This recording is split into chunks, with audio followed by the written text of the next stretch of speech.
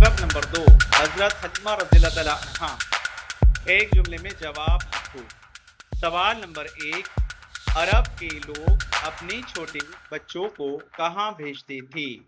جواب، عرب کے لوگ اپنے چھوٹے بچوں کو پرورش کے لیے دیہاتوں میں رہنے والے بدوؤں کے گھر بھیج دیا کرتے تھے۔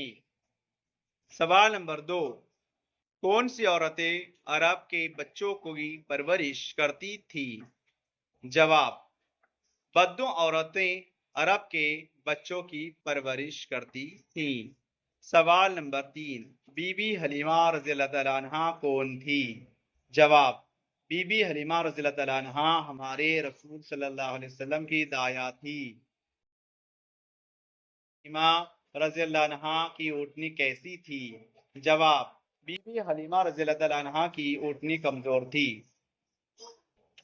سوال نمبر 5، بی بی حلیمہ رضی اللہ تعالیٰ عنہا کی غیر حاضری میں اللہ کے رسول صلی اللہ علیہ وسلم کو بچپن میں کون سنبھالتا تھا؟